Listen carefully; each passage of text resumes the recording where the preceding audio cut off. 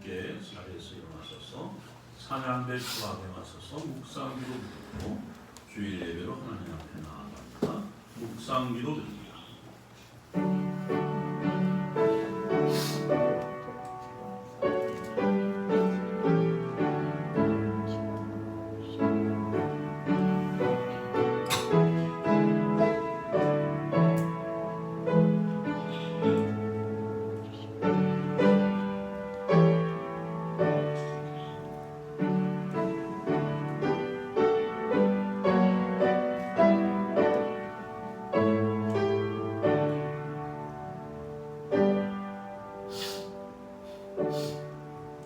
주 여호와의 영이 내게 내리셨으니 이는 여호와 앞에서 내게 기름을 부으사 가난한 자에게 아름다운 소식을 전하게 하려 하십니다. 나를 보내사 마음이 상한 자를 고치며 포로된 자에게 자유를 갇힌 자에게 누임을 선포하며 여호와의 은혜의 해와 우리 하나님의 보복의 날을 선포하여 모든 슬픈 자를 위로하되 무릇 시온에서 슬퍼하는 자에게 화관을 주어 그 죄를 대신하며 기쁨의 기름으로 그 슬픔을 대신하며 찬송의 옷으로 그 근심을 대신하시고 그들이 의의 나무 곧 여호와께서 심으신 그 영광을 나타낼 자라 일컬음을 받게 하려 하시니라. 아멘. 살아계신 하나님 아버지의 은혜를 감사를 드립니다. 거룩한 주일을 허락하시고 하나님의 택하신 백성들을 부르셔서 온 마음을 다하여 예배하게 하시오니 감사를 드립니다. 신령과 진정으로 되어지는 우리 예배를 받아주시옵고 하나님의 영으로 성령님으로 변화받는 기쁨과 소망이 우리의 삶 가운데 흘러넘치도록 축복하여 주시옵소서. 감사드리옵고 우리 구주 예수 그리스도의 이름으로 기도드립니다. 아멘. 찬송가 5장 찬양합니다. 찬송가 5장입니다.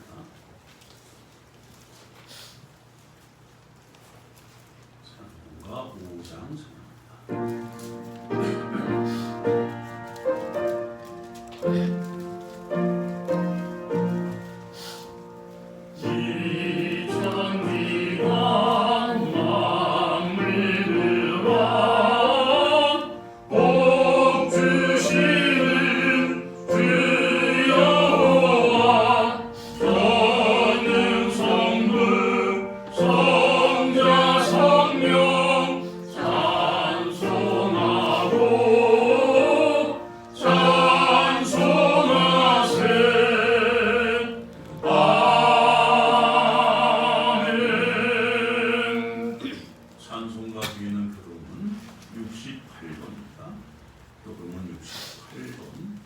이사야 40장을 읽습니다.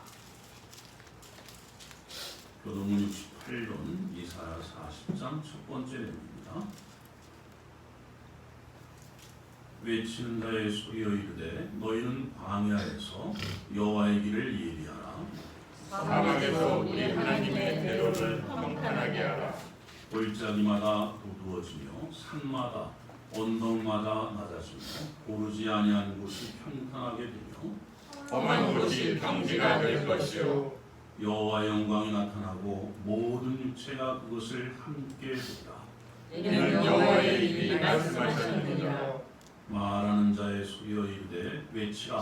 대답하되 내가 무엇이라 외치리까 하니 이르되 모든 육체는 풀이요 그의 모든 아름다움은 들의 물과 같으니 푸른 마르고 꽃이 시드는 여호와의 기운이 그 위에 붑니다.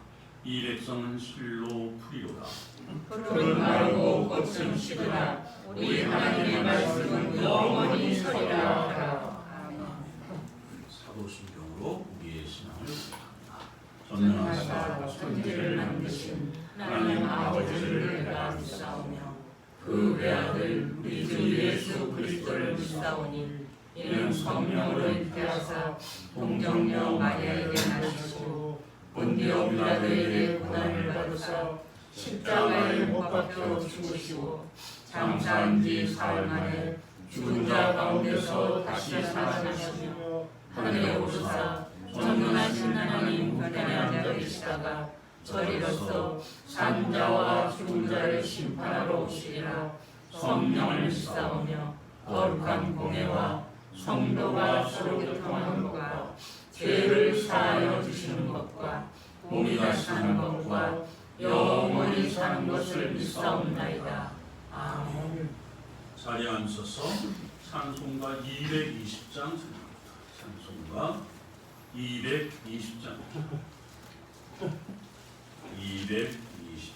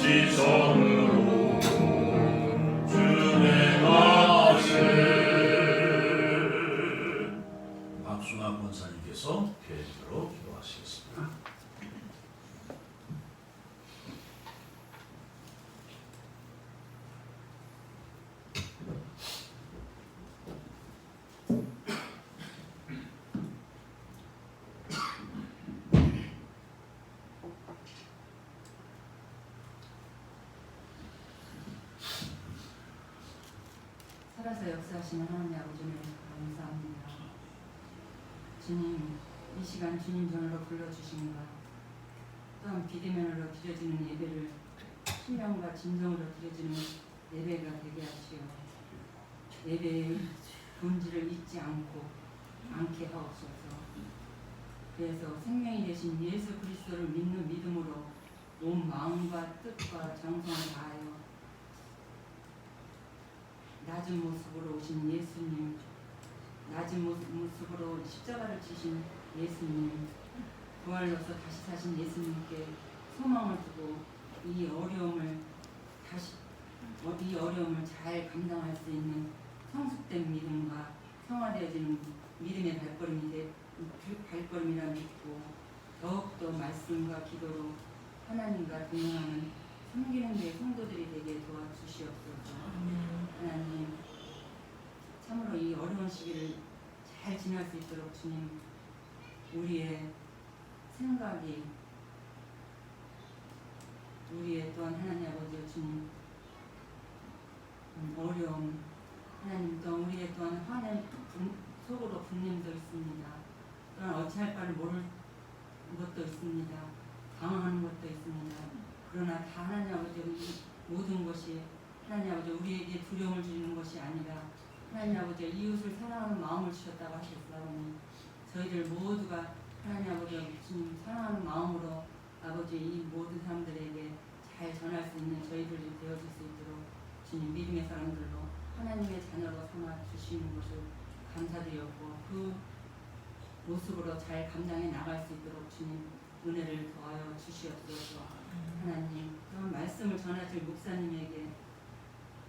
목사님을 붙들어 주시사 오직 진리 대신 하나님의 말씀을 전하게 하시며 예배 가운데 말씀의 권세가 우리의 죄를 자백하며 통회하는 은혜의 시간이 되게 도와주시옵소서.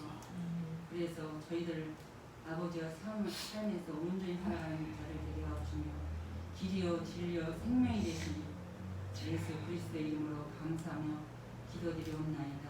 아멘.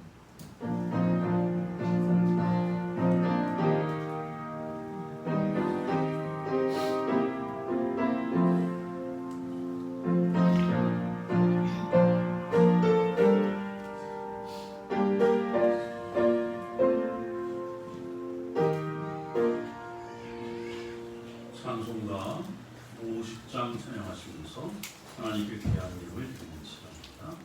찬송가 50장 찬양.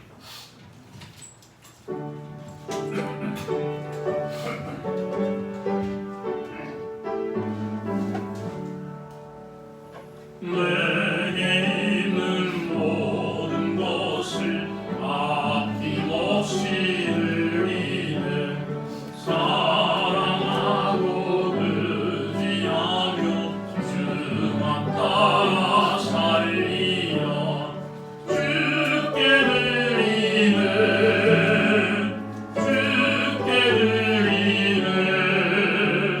사랑하는 구주 앞에 모두 드리는 내게 있는 모든 것을 겸손하게 드리네 세상 욕심 멀리하니 나를 알아주소서 주께 드리네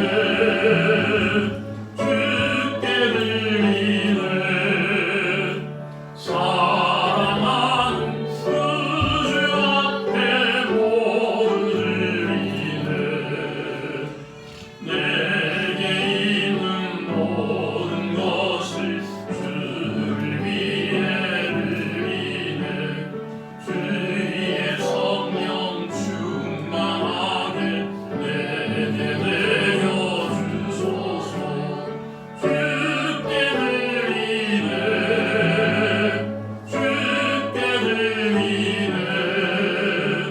사랑하는 구주 앞에 모두 드리네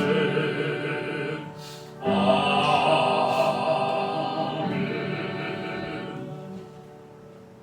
기도합니다.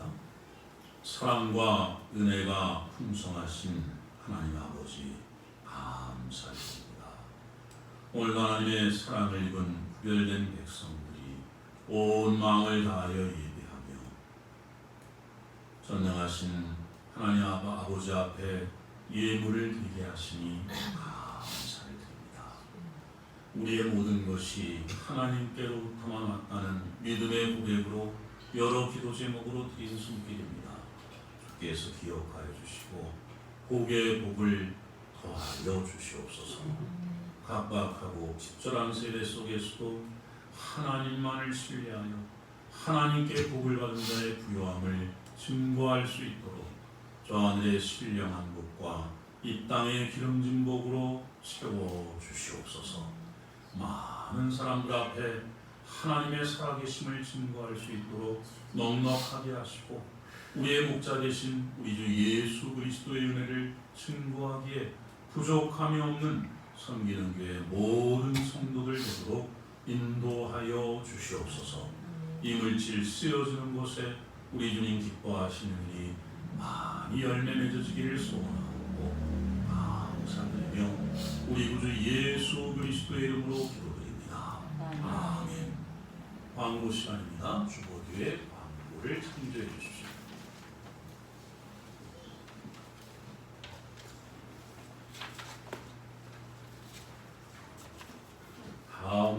10시까지 주일 오전 예배는 비대면 형식으로 드리려고 합니다. 교회 카톡방을 통해서 실시간 방송을 하려고 했는데 좀 기술적인 문제로 인해서 다음 주부터 아마 되어질 것 같습니다. 오늘 분량까지는 녹화를 해서 보내드리도록 그렇게 하겠습니다. 이상입니다. 우리 옆에 분과 함께 인사를 나누시겠습니다. 하나님의 은혜가 임하여서 속히 이 어두운 시국이 사라졌으면 좋겠습니다. 이상입니다. 하나님 말씀 묵독합니다. 하나님 말씀은 고린도전서 4장 14절에서 21절, 고린도전서 4장 14절에서 21절까지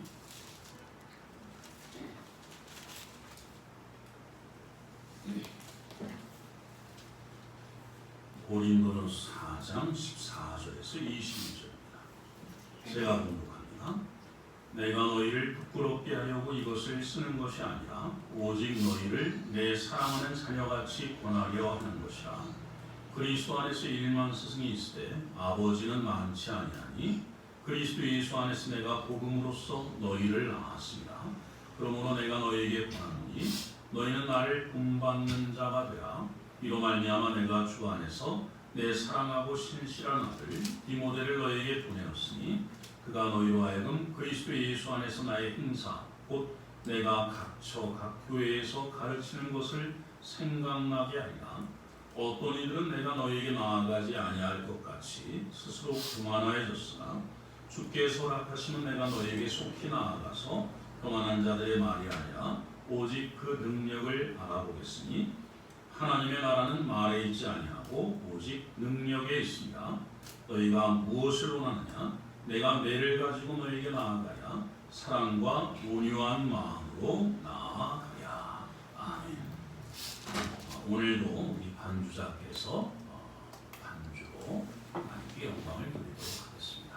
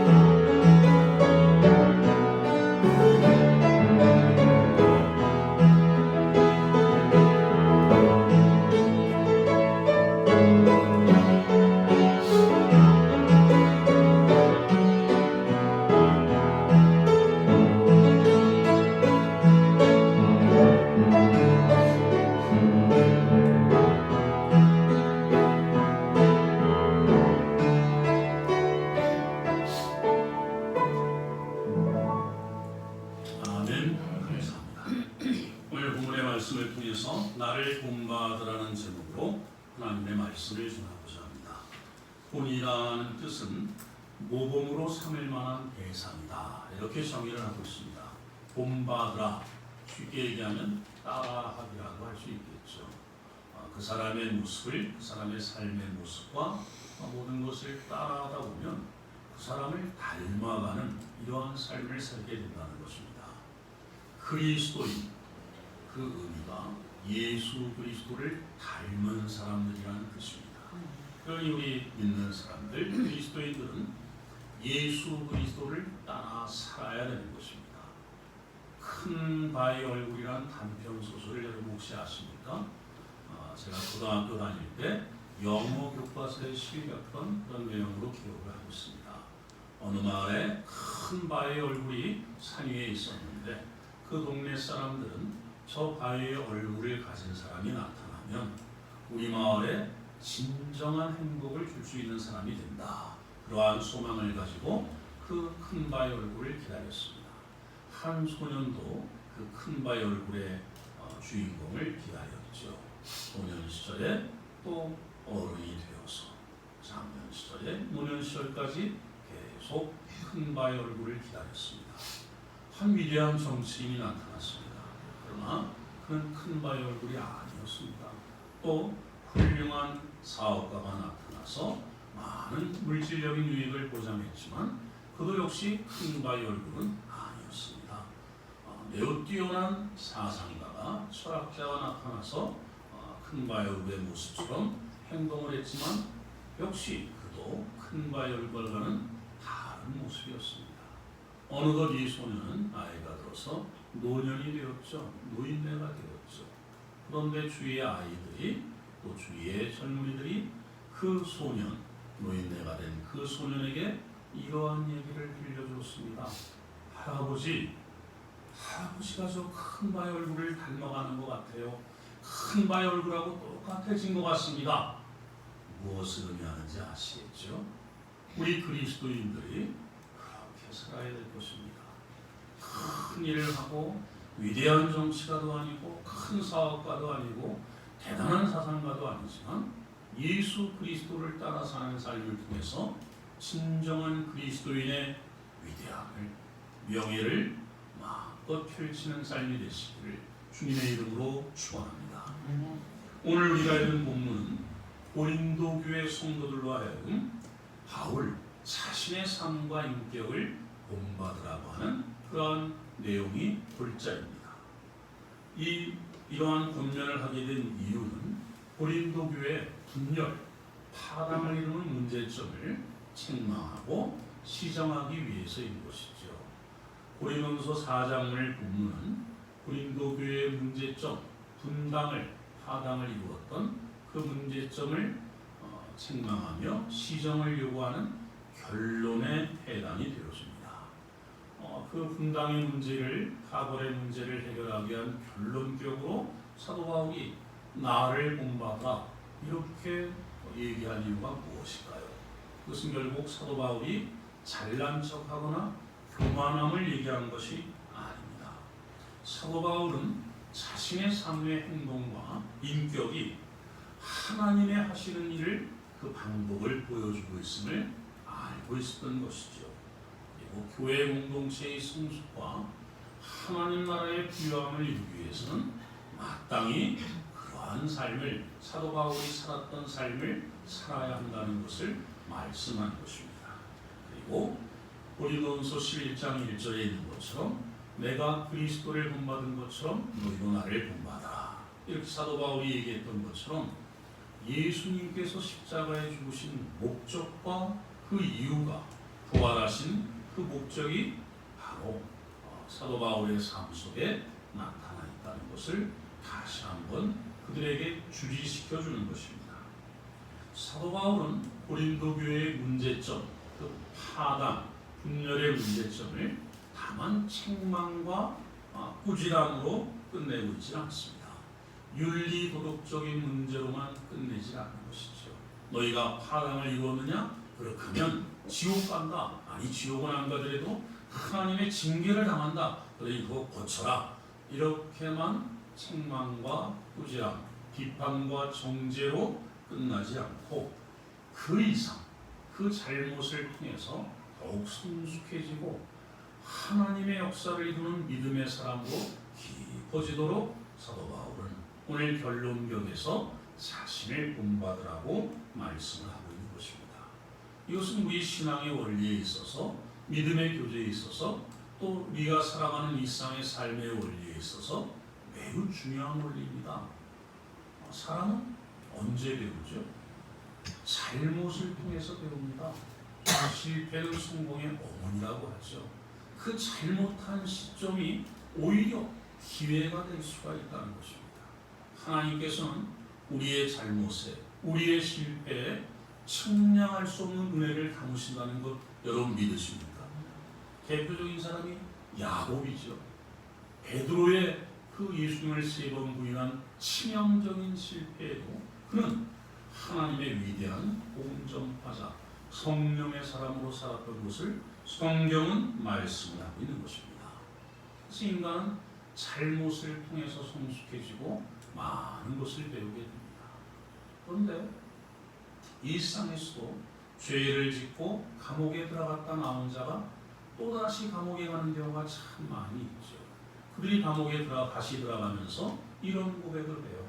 사회에 나와서 여러 가지 상황 속에 접하다 보니까 내가 배운 것, 하지 말라고 한 죄, 감옥에 올 수밖에 없는 이 죄를 할 수밖에 없었느라고 그렇게 얘기합니다. 그래서 요새는 교도소에서 갱생, 새롭게 사는 법을 여러 가지 기술과 직업 전수를 통해서 알려주고 있지만 그것만으로는 많이 부족합니다. 흔히 우리가 볼 수 있는 것 중에 하나가 아이를 키우는 부모님들이 아이들의 그 잘못, 벽에 낙서를 하거나 어지럽히거나 이런 것을 보면서 꾸지람을 합니다. 얘야 그거 하면 어떡하냐 소리를 칩니다. 근데 그것만 가지고 아이가 금방 고쳐지던가요? 매를 든다고 쉽게 고쳐지던가요? 현명한 부모는 그렇게 하지 않는 것 같습니다. 얘야 그거 하면 어떡하니? 이거 해라. 이게 참 좋은 거다. 이렇게 하지 말아야 될 것과 해야 될 해서 참으로 아름다운 인생이 될 것을 동시에 지시해 주지 아니하면 인간은 잘못을 통해서 배울 수가 없는 것입니다. 오늘 사도 바울이 그러한 마음으로 고린도 교회 성도들에게 다만 너희들이 분당을 이루고 파벌을 이룬 것 잘못이다. 고쳐라. 이렇게 얘기하는 것이 아니라 그것을 고칠 뿐만 아니라 나의 삶, 예수 그리스도의 십자가의 죽음과 부활로 인하여 세워진 나의 삶, 하나님의 역사가 교회에 펼쳐지기 위한 이 아름다운 믿음의 삶을 본받아라. 이렇게 그들에게 권면을 하고 있는 것입니다. 분열이라는 것은 어느 공동체에나 큰 해를 끼치게 됩니다. 교회 공동체에 분열이 있으면 비판과 정죄만 하여 서로 물고 뜯어 분열을 하게 되면 하나님의 은혜가 쌓일 기회를 놓치게 되어집니다. 하나님의 은혜가 단절이 되어지죠. 쉽게 예를 든다면 집에 자녀들이 여럿 있는데 부모가 준 혜택을 가지고 어떤 먹을 것을 가지고 또 어떤 유산을 가지고 서로 치고받아 싸워 형제의 의를 해치는 데까지 간다면 부모가 계속해서 그 공급을 할 수 있겠습니까?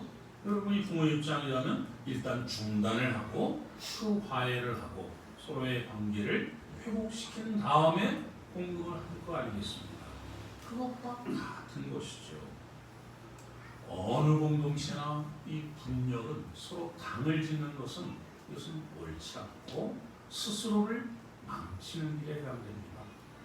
우리나라의 역사 속에서도 사색 땅파, 임진왜란이라고 하는 풍전 등하의 위기 속에서도 서로 당을 지어 싸웠던 그런 역사가 있습니다. 지금의 상태도 많이 비슷한 것 같습니다. 어떠한 사안만, 어떠한 얘기만 등장하면 서로 으르렁거리고 보수나 진보다 이런 색깔을 가지고 서로 편을 가르게 하는 것, 이것은 결코 아름다운 나라, 더욱 성숙해지고 부유해진 나라의 모습은 아닌 것이죠. 교회도 역시 마찬가지입니다. 요즘에 이 비대면 예배라고 하는 그런 어찌 보면 안 좋은 그런 상황까지 치달았는데 비대면 예배가 옳다, 대면 예배가 옳다 이렇게 서로 등을 지고 서로 편을 가르는 것은 바람직한 모습이 아닙니다. 비대면 예배든 대면 예배든 예배의 본질을 잃지 오늘 권사님의 기도처럼 예배의 본질을 붙잡고 하나님께 나아갈 때 하나님께서는 우리의 실패에도 우리의 죄악 속에도 은혜를 담으실 것 같은 은혜를 담으시는 것과 같이 은혜를 부어주실 줄로 믿습니다. 하나님은 죽음에다가도 생명을 담으시는 분이십니다. 예수 그리스도의 십자가의 부활을 담으셨죠. 그것이 바로 복음인 것입니다. 이 분열의 시대, 편가르지기 시대 속에서 사도 바울과 같이 당당하게 서로 편을 가르는 고린도 교회의 분파의 문제를 왜 그랬느냐 책망하는 것이 아니라 당당하게 나를 본받으라 하고 자신의 삶을 통해서 진정한 하나됨을 권면하는 그런 믿음의 사람들 하나님의 자녀들이 되시기를 주님의 이름으로 축원합니다. 사도 바울이 나를 본받으라는 내용이 그러면 무엇인가? 오늘 본문에 구체적으로 세 가지 모습을 살펴볼 수가 있는데 첫 번째가 15절입니다. 같이 한번 읽어보죠. 고린도전서 4장 15절 같이 읽습니다. 그리스도 안에서 일만 스승이시되 아버지는 많지 아니하니 그리스도 예수 안에서 내가 복음으로써 너희를 알았습니다. 스승의 선생의 모습이 아닌 아버지의 마음으로 서로 대하라 이렇게 권면을 하고 있죠. 두 번째가 19절부터 20절인데 주께서 허락하시면 내가 너에게 속히 나아가서 교만한 자들의 말이 아니라 오직 그 능력을 알아보겠으니 하나님의 나라는 말에 있지 아니하고 오직 능력에 있습니다. 교만한 자의 말과 믿음의 능력을 행하는 자를 비교하여서 권면을 하고 있습니다. 세 번째는 21절인데 같이 한번 읽어보죠. 너희가 무엇을 원하냐? 내가 매를 가지고 너에게 나아가랴. 사랑과 온유한 마음으로 나아가랴. 사도 바울이 다시 고린도 교회를 방문할 때 매를 가지고 혼내기 위해서 가야 되겠느냐? 아니면 사랑과 온유한 마음으로 그들을 만나는 것이 좋겠느냐? 너희들이 선택하라. 이런 의미입니다. 우리에게 적용을 한다면 예수님께서 다시 이 땅에 오셔서 이제 구원을 완성하시는 재림의 주님으로 오실 때 너 심판을 받겠느냐? 구원의 영광에 참여하겠느냐? 이런 의미와도 가까우까지 적용을 할 수 있는 부분입니다. 매를 가지고 대하는 것이 아니라 사랑과 온유한 마음으로 서로 교제하여 분당이 아닌 진정한 교회의 연합을 하나됨을 이루어라 이렇게 권면을 하는 것입니다. 그러니 사도 바울은 지금 고린도 교회 성도들 문제를 일으키고 파당을 만들어서 분열을 시키는 그 문제 있는 성도들을 잘라내려는 것이 아니라 그들을 책망하여서 다 가라 너희들은 필요 없다 이렇게 하는 것이 아니라 그들과 함께 더 깊은 하나님의 은혜의 자리로 성숙해지고 자라나는 믿음으로 그들을 인도하기 위해서 사도 바울은 결론으로 나를 본받으라 이렇게 권면을 하고 있는 것이지요. 첫 번째로 15절에 스승과 아버지를 비교하여 권면하고 있는데 이것은 아버지의 권세, 그 권위를 이용해서 군림하는 그런 의미하고는 다릅니다. 이런 표현들이 있죠. 나이가 많은 사람이 나이가 좀 적은 사람하고 대화를 하고 다툼을 하다가 이놈아 내가 네 애비격이다 이놈아 이런 의미가 아니라는 거예요. 내가 네 애비격이다 이건 뭐예요? 내가 나이가 많으니까 내가 네 애비니까 너 내 말 들어 지금 이 얘기를 하는 게 아니라 스승과 아버지의 특징을 비교해서 얘기를 하고 있는 겁니다. 스승은 이 당시의 스승은 가정교사들을 얘기하는데 학교에까지 데려다주는 그리고 그 아이가 어렸을 때 아직 아무것도 잘 모를 때 그 아이를 인도하여서 바른 길까지 데려다주는 그 거기까지만 하는 것이 스승의 이 당시의 스승의 역할이었습니다. 스승의 특징은 의무감으로 하죠. 보수를 받고 의무감으로 합니다. 그러나 아버지는 애정을 갖죠. 친밀함과 깊은 뗄래야 뗄 수 없는 사랑으로 합니다. 스승은 기능적이고 지식적인 가르침으로 끝나는 경우가 대부분입니다. 요즘에도 지금 아이들의 교육이, 학생들의 교육이 여기에 끝나서 참으로 안타까워요. 공부는 잘하는데 뭔가는 잘하고 기능적으로는 괜찮은데 인성적으로는 형편없어지는 그런 시대에 우리가 살고 있습니다. 교사들도 아비의 마음을 가져야 되는 것이죠. 그러나 기능적, 지식적으로 가르치는 것을 끝내는 선생과는 달리 아버지는 자신의 삶으로, 자신의 인격으로 본을 보여주는 그런 가르침을 주는 것입니다. 여러 가지 비교해 볼 수 있겠습니다만 가장 중요한 비교는 이겁니다. 스승은, 선생은 어떤 상황이나 결과 또 자기가 받는 보수에 따라서 그 가르침을 멈출 수도 있고 계속할 수도 있습니다. 상황이 안 좋아서 아무리 가르쳐도 이 아이는 돌대가리니까 답이 없다. 결과를 내줄 수 없다. 난 포기한다. 보수가 너무 작아서 이 수고를 안 하겠다. 이렇게 스승은 멈출 수가 있습니다. 근데 아버지는 어떻죠? 멈출 수가 없어요. 그 아이가 아무리 늦게 배우고 배우는 것이 더디도 멈출 수가 없습니다. 영원히 함께 마침내 가르쳐서 그 아이를 훌륭한 사회인으로 성장시켜야 되는 책임감뿐만 아니라 분명한 것이 있죠. 뗄래야 뗄 수 없는, 멈출래야 멈출 수 없는 것입니다. 그리고 아버지의 보수, 선생님들이 가르치고 받는 보수가 있듯이 아버지의 보수는 뭐예요? 아버지 노릇하는, 부모 노릇하는 그 자체가 보수지. 아버지가 자녀를 잘 양육해서 너 가르쳤으니까 이제 돈 벌어 갖고 와라. 이런 부모는 없지 않겠습니까?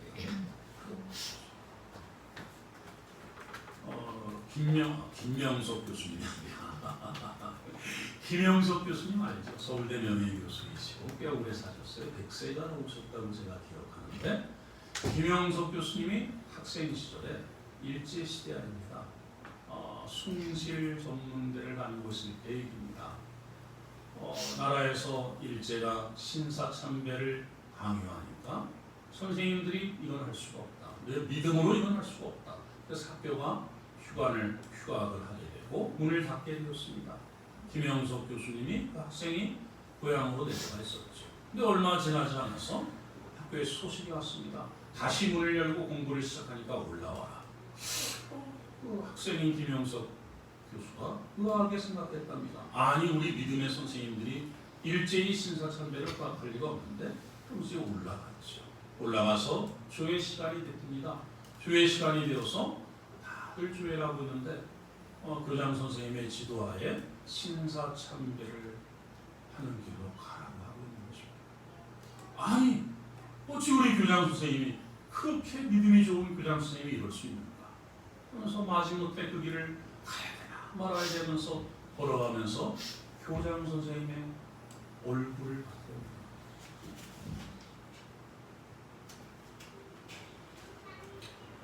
교장 선생님이 얼굴을 떨더니 제가 그 예화를 들을 때 그 의미가 뭔지를 정확히 몰랐는데 그 의미를 이제 알 것 같아요. 자기의 믿음 지키려고, 자기의 자존심 지키려고 학생들을, 배워야 될 시점에 있는 학생들을 공부를 안 시키는 거예요. 자기 거를 다 포기하고 내려놓는 아버지의 마음이죠. 이런 일들은 크진 않지만 사소한 일상 속에 우리의 삶 속에도 있어요. 저희 아내 사모님은 참 경우가 많은 사람입니다. 그리고 남들에게 틈을 잘 안 보이려고 하는 그런 아주 고결한, 오늘 칭찬했어요. 고결한 그런 사람입니다. 그런데 손녀하고 마트에 가면 갑자기 바뀌는 때가 있어요. 저는 그 얼굴이 두꺼워서 시집코나 같은 데 가면 그냥 뭐 마음껏 주워 먹습니다. 맛있으면 하나 더 달라고 그러고. 저희 아내는 사모님은 절대 그거 달라고 소리도 않고 잘 안 해요. 그래서 이렇게 건네주면 겨우 하나 먹는 정도인데 손녀가 좋아하면 체면불구하고 와서 2개 달라고 해가지고 먹이더라고요. 그런 거죠. 자녀를 위해서라면 아버지의 마음, 자신의 모든 권리와 행사할 것을 다 포기하고도 하는 그런 것이죠. 예수님이 바로 십자가에서 그런 것이죠. 하나님의 아들이신 하늘의 영광을 가지신 분이 미친놈이라 신성모독죄라는 누명을 오해를 뒤집어쓰고 그 고통을 당하면서도 아버지여 저들을 사하여 주시옵소서. 저들은 자기들이 하는 일이 무엇인지를 모릅니다.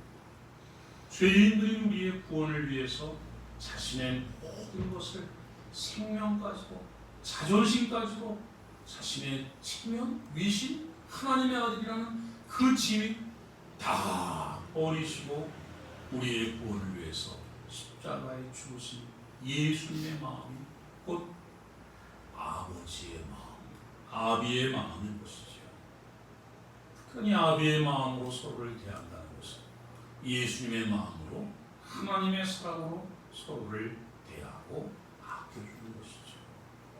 그리스도께서 우리를 위하여 십자가에 죽으심으로 하나님의 사랑을 우리에게 확증하여 주신 로마서 5장 8절의 말씀을 생각할 수가 있는 것입니다. 두 번째로 사도 바울이 나를 본받으라는 내용은 19절과 20절 같이 한번 읽어볼까요? 19절, 20절 같이 읽습니다. 시작. 주께서 허락하시며 내가 너희에게 속히 나아가서 교만한 자들의 말이 아니라 오직 그 능력을 알아보겠으니 하나님의 나라는 말에 있지 아니하고 오직 능력에 있음이라. 아멘. 하나님의 나라는 말에 있지 아니하고 오직 능력에 있다고 이야기합니다. 교만한 말을 하는 자의 모습과 능력을 펼쳐내는 믿음의 사랑을 비교하고 있는 것이죠. 여기서 능력이라는 것은 어떤 강제하는 힘, 세상의 원리와 방법으로 강제하는 그런 권력, 힘 이런 것을 의미하는 것이 결코 아닙니다. 교만한 자의 말이 화려하죠. 수사학적으로 빈틈이 없고 화려한 미사여구를 사용합니다. 사람들의 인정을 받기로 합니다. 시기와 질투의 마음을 감추고 허영심을 가지고 높아지려고 하는 의도로 합니다. 헛된 과장을 하고 비판하기에 아주 능한 그러한 교만한 자들의 말입니다. 이 편지를 쓸 당시에 사도 바울을 사도가 아니다. 그가 말도 형편없이 하고 그게 생김도 그렇고 권리 행사하는 것을 봐도 그는 사도가 아니다. 이렇게 비판을 아주 기가 막히게 했던 교만한 자들의 말을 지금 사도 바울이 지적을 하고 있는 것이죠. 상대방을 비판해서 상대방을 흠을 잡고 깎아내려서 자기의 괜찮음을 증명하려고 하는 것이 교만한 자들의 말의 핵심인 것입니다. 이들은 마치 모든 것을 다 알고 있는 듯이 얘기합니다. 워드프레이라 그러죠. 말장난. 여러분 이게 저는 매스컴을 보면서 이런 말장난에 굉장히 화가 났어요. 어느 목사님이 교회에다 이런 걸 붙여놔가지고 많은 사람들에게 감동을 느꼈는데 저는 감동이 안 되고 화가 나더라고요. 예배를 이렇게 써 있었습니다. 예배를 드릴 때 목숨을 걸고 드리는 것이 믿음이다. 그러나 만일 예배를 드리는 것이 주민들에게 해를 끼친다면 예배를 드리지 않는 것이 진정한 신앙이다. 말장난입니다. 교회는 결코 이 바이러스의 감염원이 아닙니다. 그렇게 만들어가는 거예요. 화가 나더라고요. 제가 생각이 짧은지 모르겠지만 그런 말장난들이 참 많은 것이 교만한 자의 말입니다. 말만 하고 하지 않아요. 예수님께서 이러한 자들을 심하게 책망하셨는데 마태복음 23장을 볼까요? 마태복음 23장 2절부터 7절까지.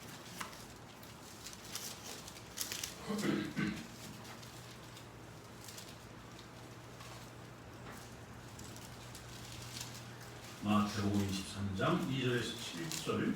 서기관들과 바리새인들이 모세의 자리에 앉았으니 그러므로 무엇이든지 그들의 말하는 바는 행하고 지키되 그들이 하는 행위는 본받지 말라. 그들은 말만 하고 행하지 아니하며 또 무거운 짐을 묻고 사람의 어깨에 지우되 자기는 이것을 한 손가락으로도 움직이려 하지 아니하며 그들의 모든 행위를 사람에게 보이고자 하나니 곧 그 병문의 길을 넓게 하며 옷수를 길게 하고 잔치의 윗자리와 회당의 높은 자리와 시장에서 문안받는 것과 사람에게 랍비라 칭함을 받는 것을 좋아하느냐. 예수님 당시의 서기관과 바리새인들 종교인들이죠. 말만 하고 행함을 보이지 않는 그런 모습입니다. 높아지기를 원하는 그러한 모습이죠. 또 교만한 자의 말 속에는 호언장담도 있습니다. 나의 일을 반드시 할 거야. 이런 호언장담이 있어요. 대표적인 사람이 누구죠? 베드로죠. 너희가 나를 부인할 것이다. 다 나를 버리고 갈 것이다. 베드로가 나섰습니다. 다른 제자들은 어찌할지 모르겠지만 나는 결코 의지하지 않겠습니다. 나는 결코 주님을 배반하지 않겠습니다. 예수님께서 다 울기 전에 3번 나를 부인한다. 베드로는 그 호언장담이 진실이에요. 그죠? 진실이에요. 그런데 그 호언장담을 지킬 실력이, 능력은 없는 것이죠. 그 믿음의 능력은 호언장담이 아니라 조용한 말을 하고 조용하게 얘기하지만 그것을 지켜낼 힘이 있는 것, 실력이 있는 것이 능력입니다. 이 능력은 복음의 능력입니다. 신기한 것이죠. 죽음에서 생명을 담아내는 십자가 부활입니다. 슬픔에서 기쁨을 만들어내죠. 환난 속에서 소망을 품게 되어지죠. 공포와 강제 속에서 자유를 누리게 되어지는 놀라운 십자가의 능력입니다. 인간의 힘으로는 결박할 수 없는 용서의 능력, 인내하며 기다리는 능력을 갖게 되어지는 것이죠. 창조의 능력이며 변화의 능력, 예수님을 믿는 자들을 잡아 죽이려고 하는 남녀우선하고 물러나고 잔인하게 살기 등등해서 잡아 죽이려고 했던 사울이 예수님을 십자가에 죽으신 예수님을 만나자 이방의 사고로 그 고난을 감당하는 바울로 변화된 능력, 교회사의 수많은 믿음의 사람들, 믿음의 위인들이 이 변화의 능력을 체험했죠. 성경의 믿음의 위인들도 이 변화의 능력을 체험하고 어리석고 형편없는 그러한 자에서 위대한 하나님의 사람으로 쓰임받았다는 걸 여러분 아시지 않습니까?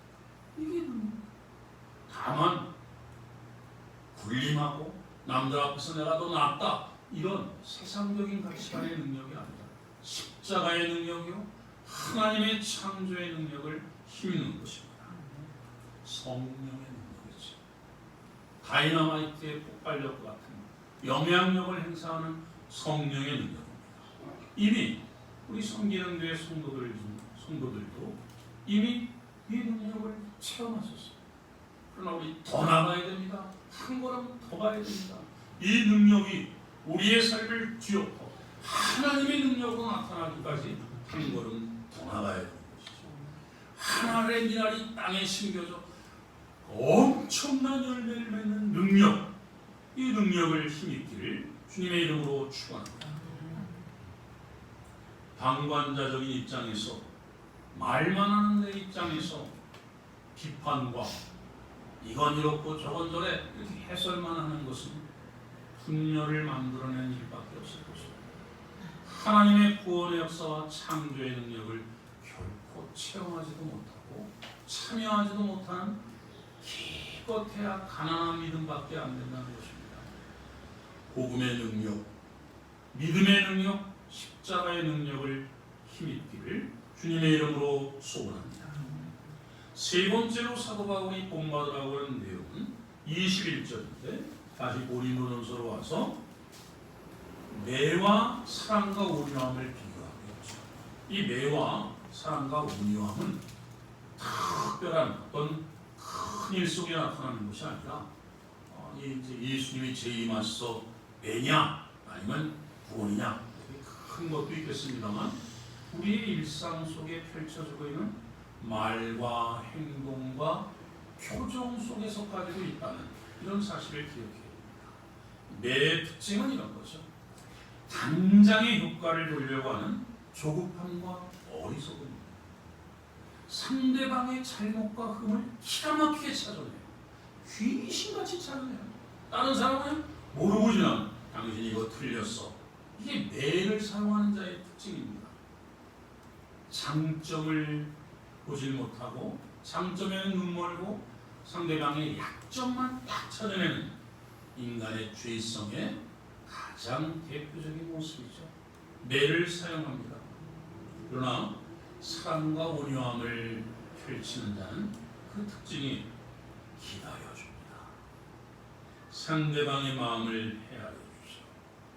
얘기를 들어주고 배려하고 품어주는 실력을 갖고 있습니다.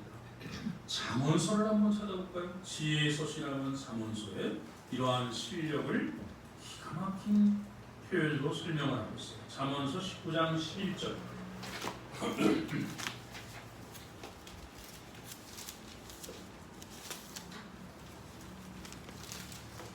잠언서 19장 11절.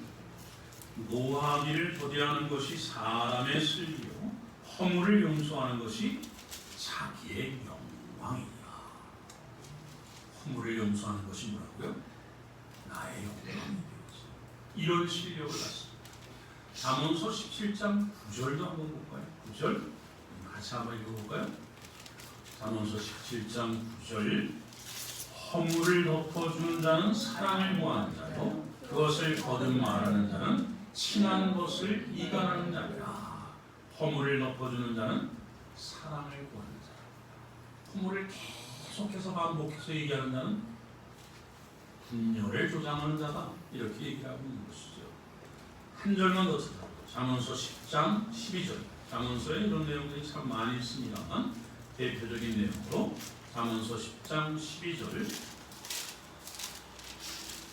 같이 읽습니다. 시작.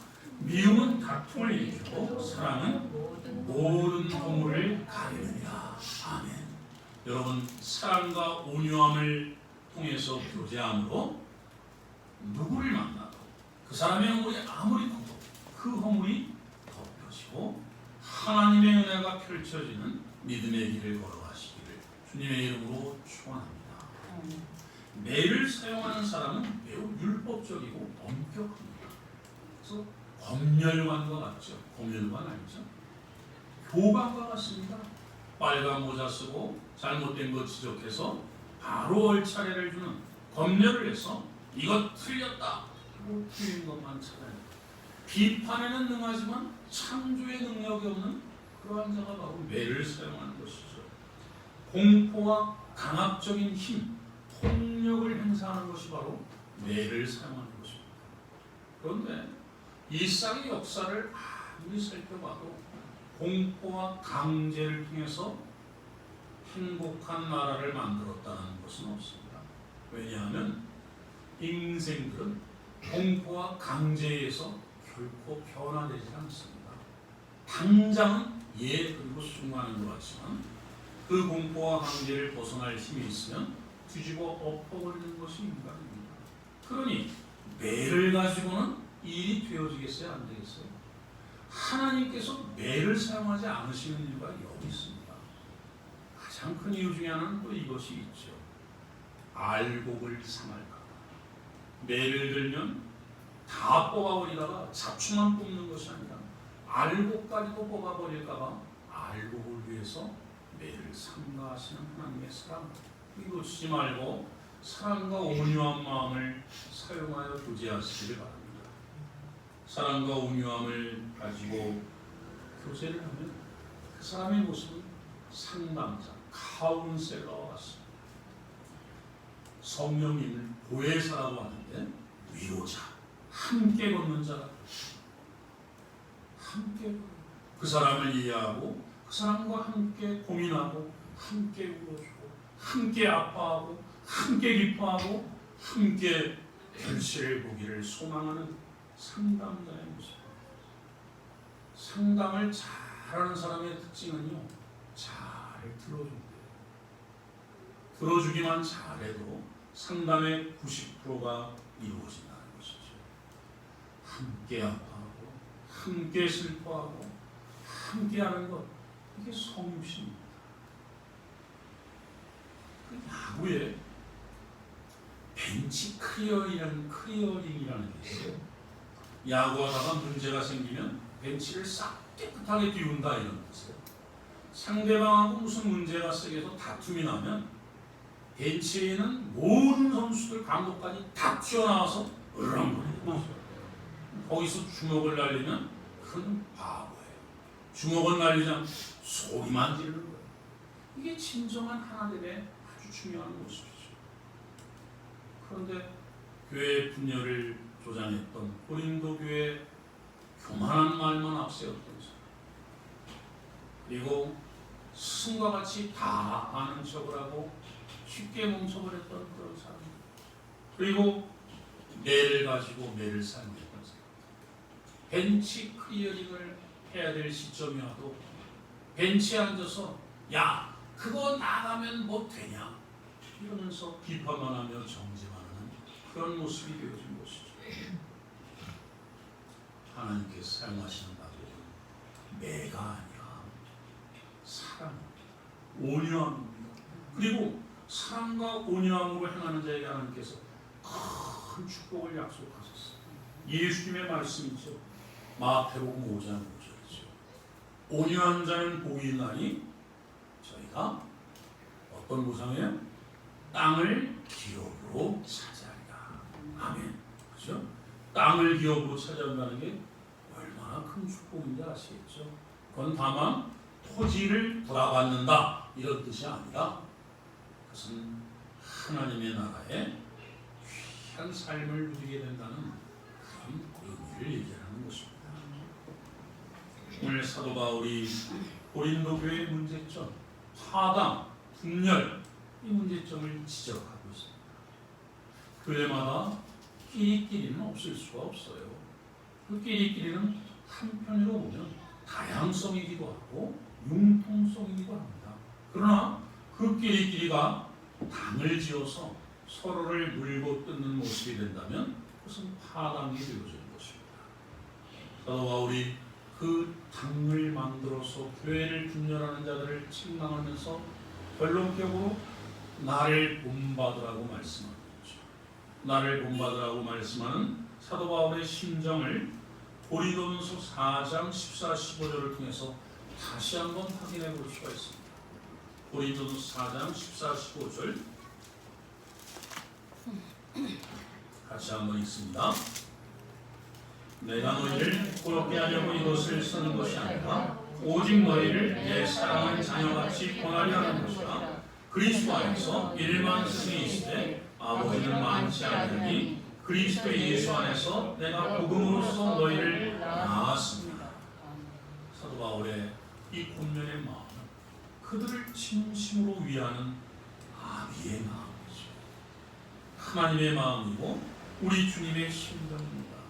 자신이 걸어가고 있는 길에 대한 그 십자가의 길에 대한 확신과 자신감을 가지고 권면하는 것입니다.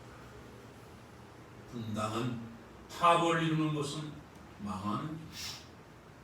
내가 걸어가는 길, 하나님께서 어떻게 일하시는지를 나는 알고 있고 그 삶을 살고 있다.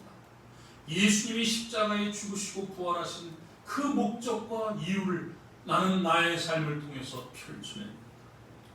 교회 공동체, 핏값으로 사신 예수 그리스도의 핏값으로 사신 교회 공동체가 부여해지고 성숙해지기 위해서는 이 길을 가야 된다는 것을 나는 확신하고 있다. 사도 바울은 이 마음을 가지고 이 확신과 자신감을 가지고 나를 본받으라 이렇게 권면하는 것입니다. 결코 교만함도 아니고 잘난 척도 아니죠. 골로새 1장 24절에 사도 바울은 이렇게 고백을 합니다. 골로새 1장 24절 나는 이제 너희를 위하여 받는 괴로움을 기뻐하고 그리스도의 남은 고난을 그의 몸된 교회를 위하여 내 육체에 채우노라. 사도 바울은 하나님의 은혜가 임한다면 주님의 이름이 높아진다면 자기가 어떠한 수치와 어떠한 모욕과 멸시를 당한다 할지라도 그거 괜찮다. 나는 오히려 그게 감사하다. 이런 것이죠. 마치 부모가 아비가 자녀가 잘 된다면 나는 내 살을 뜯어서라도 자녀에게 먹이겠다. 이런 거와 동일한 것입니다. 코로나19 바이러스 물러가라. 없어져야 된다. 이렇게 외쳐야 되는 것도 맞지만 이거 뛰어넘어야 될 것입니다. 이제는 위드 코로나죠. 함께 지내야 돼요. 두렵고 불안한 상황 그리고 이로 인해서 이 전염병으로 인해서 분열이 팽배해진 이 시대 앞에서 사도 바울과 같은 주님을 본받는 믿음의 삶을 통해서 진정한 하나됨을 보여줘야 될 때가 바로 이때가 아닌가 생각이 되어집니다. 우리 교회가 이 세상의 비판을 멋지게 받아들여야 됩니다. 그 비판이 틀렸어 맞았어 그래서 그것으로 나눠지지 말고 이 세상의 비판을 멋지게 받아들여서 분열을 향해 치닫고 있는 세상 앞에 사도 바울처럼 내가 그리스도를 본받은 것처럼 너희들도 나를 본받아 이렇게 확신과 자신감을 갖고 얘기할 때 생사복을 주관하시는 하나님께서 온 우주를 통치하시는 하나님께서 우리 섬기는 교회의 삶을 통해서 놀라운 역사를 이루실 줄로 믿습니다.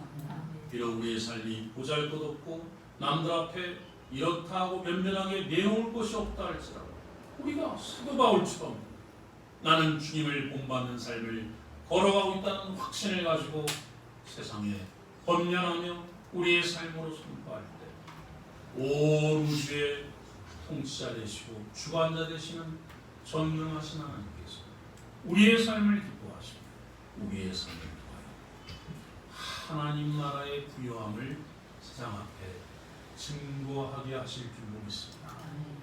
이 길을 걸어가는 나를 본받으라고 확신과 믿음의 확신과 믿음의 당당함으로 선포할 수 있는 섬기는 교회의 모든 성도들 되시길 주님의 이름으로 축원합니다. 아멘. 기도하겠습니다. 살아계신 하나님 아버지의 은혜를 감사를 드립니다. 고린도 교회 파벌이 편가르기가 너무 심했습니다.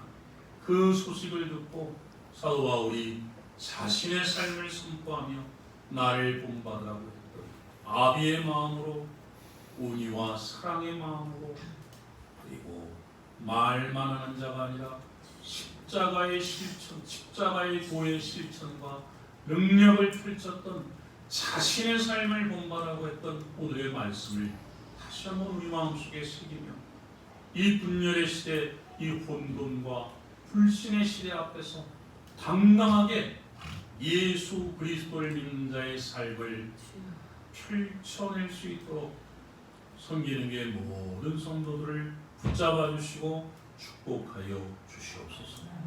비대면 예배로 예배의 자리에는 있지 아니하지만 그러나 성령님과 함께 진정과 신령으로 예배하는 섬기는 교회 모든 성도들을 기억하여 주시고 예수 그리스도와 함께 이 어려움을 뛰어넘어 하나님의 영광을 펼치며 하나님의 역사를 아름답게 수용하는 귀한 믿음의 삶을 살 수 있도록 축복하여 주시옵소서. 감사드리옵고 우리 구주 예수 그리스도의 이름으로 기도드립니다. 아멘. 다 함께 일어나셔서 찬송가 455장 찬양하시고 기도로 마칩니다. 455장 455장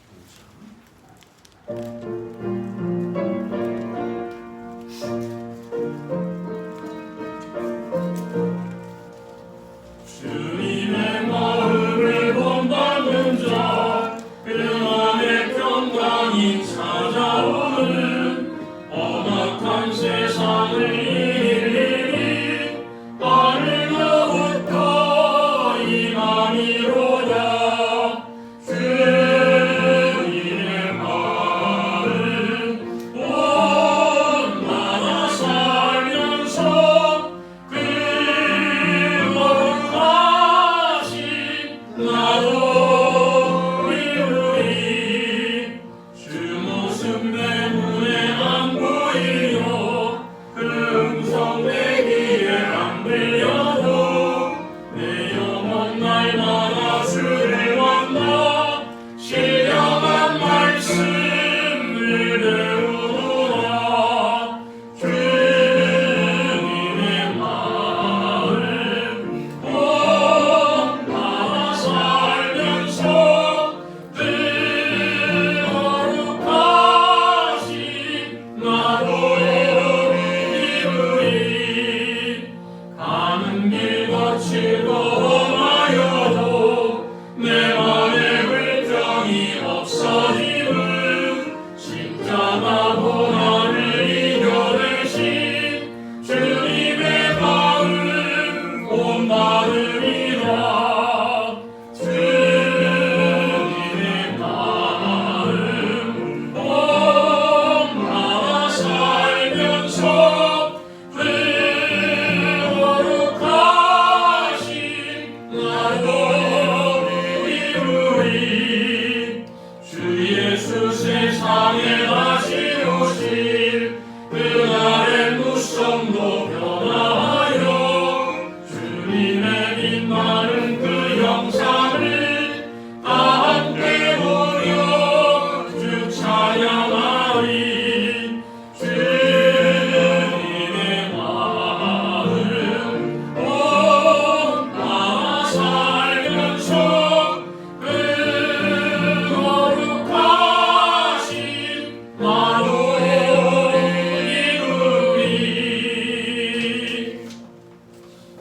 이제는 교회의 머리가 되시고 우리가 받아야 될 죄의 대가, 하나님의 진노를 십자가에서 온전히 감당하신 우리 구주 예수 그리스도의 그 크신 은혜와 하나님 아버지의 극진하시고 한순간도 작은 것도 경계하지 아니하시는 영원하신 사랑이, 성령의 감화, 감동, 충만, 교통하심과 내주하시는 은혜가 사도 바울처럼 예수 그리스도의 삶을, 인격을, 모든 것을 본받아서 분열의 시대 앞에, 불신과 어둠의 혼돈의 시대 앞에 당당하게 우리의 삶을 펼치기로 다짐하며 나가는 섬기는 교회 모든 성도들의 머리 위에, 삶의 영장 위에 이제부터 영원토록 함께 하시기를 주님의 이름으로 축원합니다.